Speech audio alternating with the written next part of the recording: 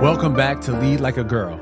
In today's episode, Jessica will be opening up about her experiences with friendship, and you won't want to miss a moment of her inspiring story.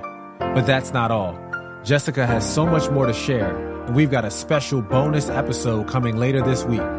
In it, she'll dive deeper into carrying the weight of her secret and the lessons she learned along the way. So stay tuned for that.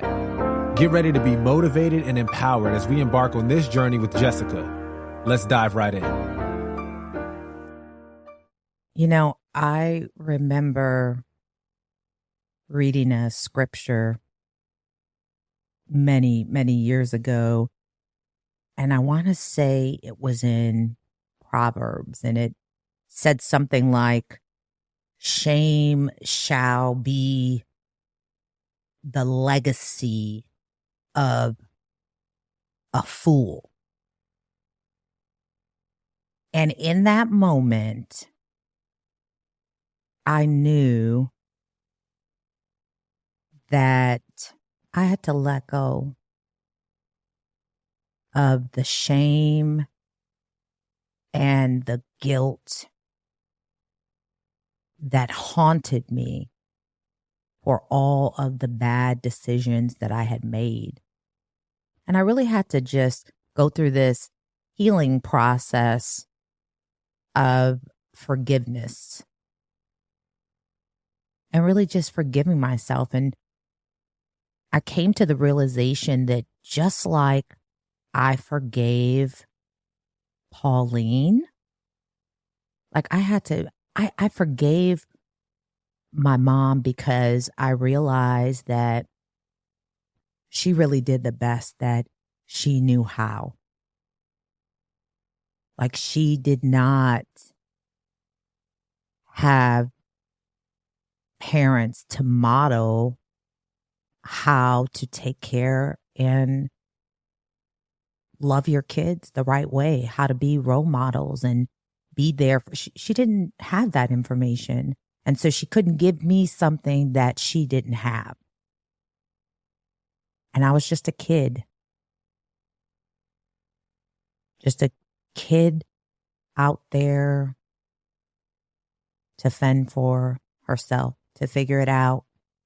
A kid that wanted to be liked, that wanted to be loved, that wanted to be needed. And I just carried a lot of shame.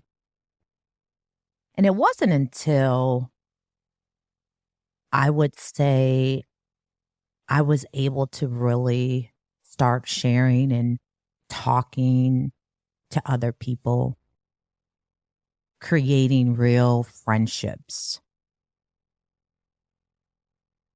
And when I think about friendships, it's funny because as a young little girl, I remember my dad always saying, he just had all of these crazy sayings. And he used to say,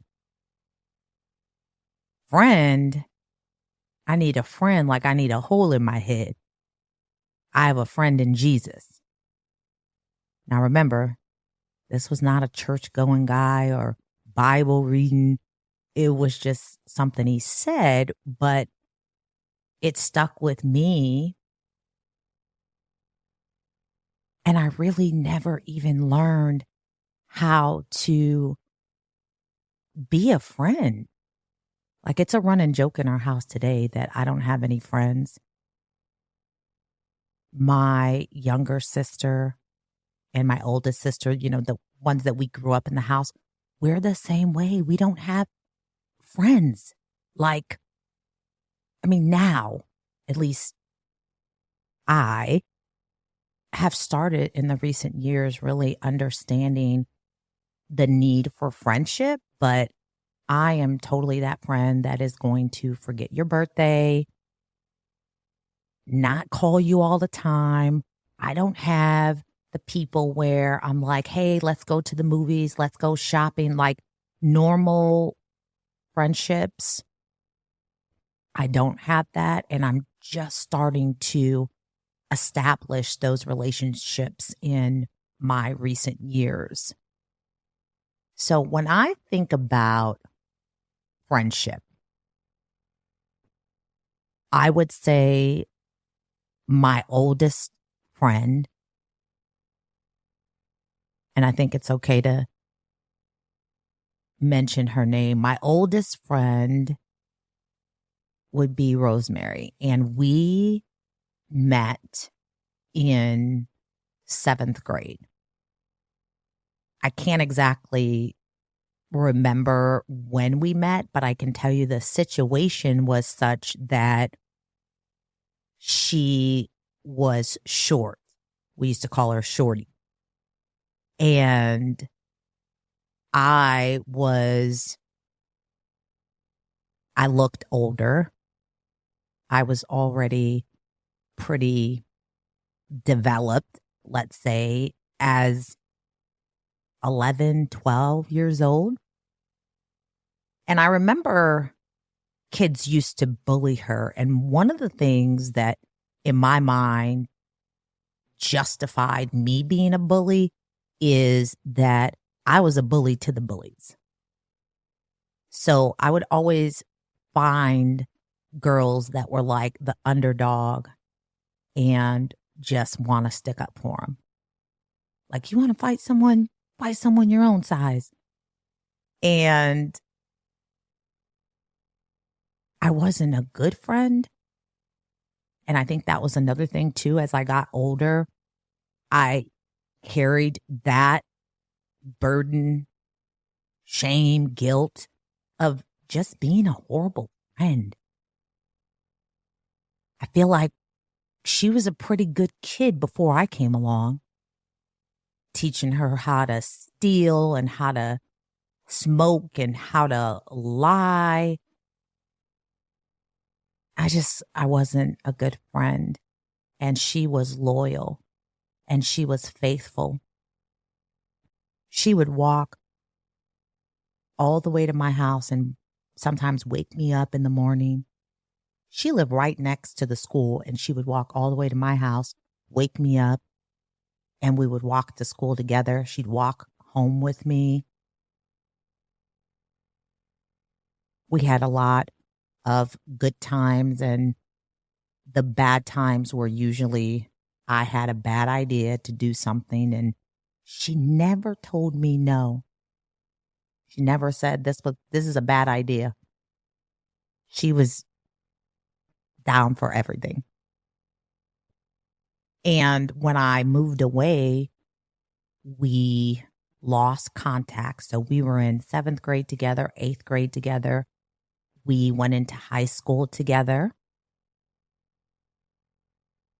And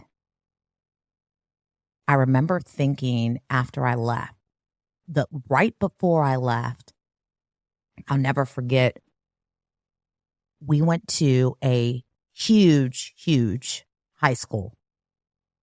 I told you, in Chicago, where there's like 400, 500 freshmen. And she had told me about these girls that were messing with her, and they weren't exactly in a gang. They were in, back then, they called themselves groups. They called themselves the Nike Girls, but basically they were a gang, the bottom line. But she came to me and told me that they were these girls and, you know, they were picking on her and making fun of her. And I'm like, show me who they are. Point them out. And she pointed them out. And I'm like, oh, I think those are Nike girls. And she's like, yeah. And I'm just talking all kind of smack because I thought I was just big and bad. And I remember one day, one of them told me, you know what? You talk a lot of shit. And one of these days, you're going to have to pick your shit up. And I'm like, well, that sounds like a threat. It's like, yeah, it is. That same day, I'm in computer class. I'll never forget it. And I was thinking about it. I'm like, damn, I hope I didn't get myself into some trouble here because she seemed pretty serious. So there was a fire drill and everybody's going outside. And I'm by myself. I didn't have a crew. It was me and Shorty. That's it. I didn't really hang with a lot of girls in high school. And when I went outside and I looked to my right, I saw the girl and then another girl and then another girl and a crowd of people behind her walking towards me. And it hit me. I'm done. I'm about to get jumped. So I'm like, what am I going to do? Like, I have a choice to make here. And I knew there's no way around getting my butt kicked because I'm outnumbered. I'm by myself. And that's a big crowd of people. So in my mind, I said, okay, well, the only option I have is as soon as she gets in arm's reach, I just have to hit her one time because that's the only one I'm going to get. And I remember she got arm's reach. I just took my fist, hit her one time, dead in the eye, and that was it. I was on the floor. I remember Air Raid. Those were the shoes that everyone was wearing. And I remember just seeing air raids come from everywhere. I covered up my face. That was a thing. You knew, and I had never been jumped before, but I had witnessed people being jumped. And the thing was just cover up your face. And I covered up my face. And I swear I felt like that thing lasted for 5 minutes and maybe it was only a minute. The police were there. It was bad. If I had to guess, I would say there was at least 15, 20 people hitting me, kicking me, punching me. And I'm like, I think I'm going to die. I think they're going to kill me. Once it was over, the police were there because this was the type of school where you had police officers on the grounds all the time. And they called my sister, Officer Lane. And of course, she was there quickly. And I ended up getting suspended. This was shortly before I left. So my friend and I, we lost contact. But I thought about her a lot. And again, just the guilt of how's she going to make it without me? Who's going to protect her? And by this time, she thinks she's big and bad because she ain't never got her butt whooped. So she's a little shorty walking around talking mad smack to everyone. But that was really my first experience with what I would say a real friendship, like real sisterhood. I felt responsible for her. Like she was my little sister, except I think she might be a couple days older than me. But eventually we got back in contact and she was someone who I could always talk to. I could always share the dumb stuff that I did and wouldn't have to worry about her judging me.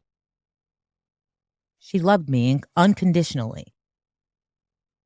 And we're still friends to this day. She is one of my oldest friends. My second friend, which again, the running joke is I've only had 2 friends in my whole life. And I say, well, and those 2 friends are still my friends. The other one, we became friends in high school when I was living in the suburbs outside of Chicago in what I call the rich area, going to the rich people's school. And she was my rich friend. Now, I had never experienced, especially, again, not in my neighborhood, not where we came from, where a Mexican family lived in a big house. Her bedroom was probably the size of my first apartment. She had pink carpet. She had a huge closet. She had a nail salon in her bedroom. Literally. Table, machine. And the way we met is she had dated my cousin. And the funny thing was he had told me, I'm dating this girl and you guys remind me a lot of each other. You look like each other. And funny thing is, her name is Jessica too. And I'm like, really? And he's like, yeah. I'm like, well, is she Mexican? Is she black? Is she mixed? He was like, well, it's like she's Mexican, but a lot of people think she's mixed. When I started going to school, people would come up to me all the time and think that I was her. And they would be like, Jessica? And I'm like, yeah. Did anybody ever tell you you look like someone? Now, I went to Downers Grove North. She went to Downers Grove South. So we went to different schools. Well, we ended up meeting, and for lack of better words, it was love at first sight. Because I'm like, okay, I can see it. I could see the resemblance.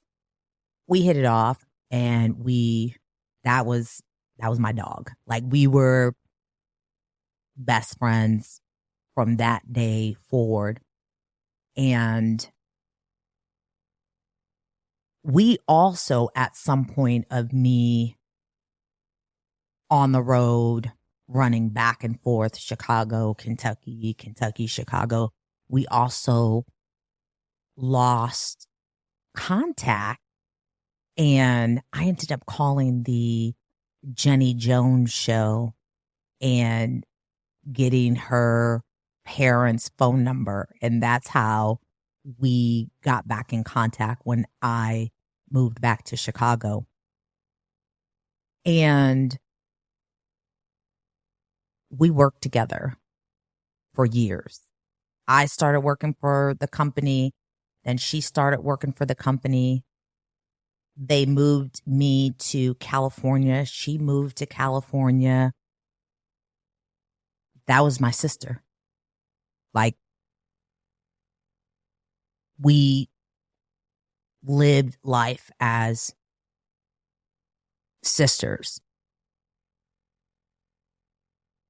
until we didn't. All the years that we were friends, I swear I don't think we ever fought.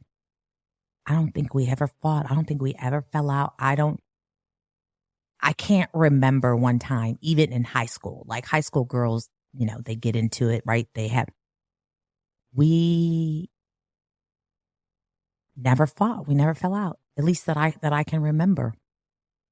And she had been dating a guy that I had never met from Chicago. We're in California. And I met him for the first time. And the only way I can describe it is, when I met him, there just wasn't any chemistry. Like, I wanted to feel just warm and fuzzy because she's my sister. She's my best friend. Like, we've been living life together. Like, I can tell her anything. She knows all of it. There may be some things now that I say that may surprise her, but for the most part, she witnessed all of it. And again, real unconditional love. Didn't matter what I was going through, what I needed. 2:00 in the morning, she was there if I called. A friendship that I know I will never experience again. And I think I just wanted, like you would anybody that you love, you just want them to be happy. You just want the best for them. And in that moment, I just didn't think that he was that one. And I would say that I made the mistake of sharing with her how I felt. But if I had to do it all over again, I would still share with her how I felt. And she thought that I was jealous. And I can't even really say that I really know what she thought. I believe that I remember her thinking that or feeling that, but whatever the case may be, we fell out. Like, this was it. Talk about heartbroken. Like, I had been married a couple of times and did not feel the heartbreak that I felt when we fell out. Well, he's living there with her in California. I'm there. My boyfriend at the time, my husband now, we all work together at the same place. Her and I work in one building, and those two work in another building. This was not a comfortable situation. I can't even tell you if I'm thinking this was years we showed up together at the same place. The craziest days, and it makes me laugh now. The craziest days is when we would show up to work dressed exactly the same, like twins. We did that a lot over the years, but we don't speak. Okay, we do not speak. We stopped speaking. We ended the friendship. That was it. And we'd show up to work, walk by each other, no eye contact. We did not speak. Everyone knew it. And this went on for years. But I remember those times where, again, we'd show up in a whole outfit, just the same. And I'd walk past, I'd try to keep a straight face. And just by the time I got back to my office, I would just crack up to myself and wonder, how long is this going to last? We don't talk about that time. And I can't even tell you when or the situation of how we made up. I really can't, because outside of me talking about this right now, I just don't talk about it. We don't talk about, I have to be intentional to remember it, because here we were years later and it was like we had never even left each other. And they're happily married now. And I'm happy for her. And I love him and I love her. It was just something that we went through, and we don't talk every day. We don't communicate all the time, but I just believe that God gifts you with people in your life, special friendships, special relationships. Throughout the years of working at my previous company at Direct Buy, it was a family. I have good friends that I met over the years. And as I've gotten older, we've established a relationship that I realized my dad was wrong. He was so wrong. But I understand that that lifestyle was such that you couldn't trust people. You didn't have friends. He meant that. But I wish I would have learned the value of friendship early on. And now I want more friends. I'm establishing those relationships in the later years of my life. I have met some really special women that now I have in my life. One of the things I'm really big on is God's word says, seek wise counsel in all that you do. And I have some wise people in my life, women that have been through things and maybe not the same things that I've been through, but we connect and they help me through life. And I cherish our relationships and they're still growing.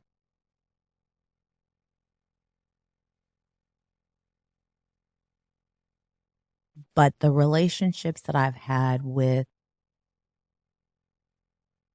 a handful of really, really special women, I don't know if they realize that they made a difference. When I had no one, they were there. When I couldn't tell anyone, they were there. When I couldn't figure it out, they were there to help me figure it out.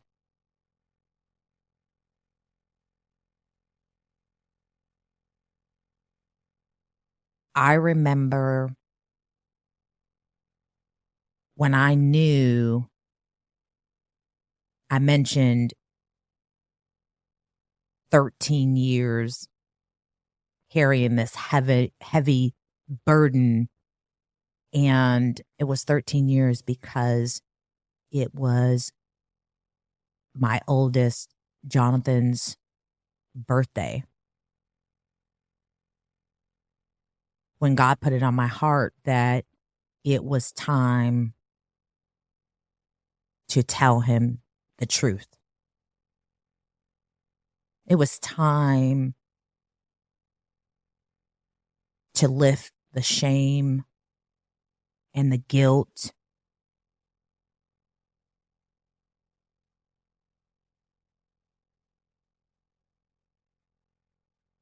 And I asked myself, what is he going to think of me?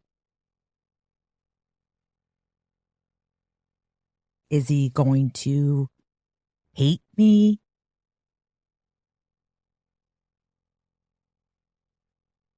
By this time, I have worked really, really hard for my son to see me as a strong, smart, hardworking, independent woman.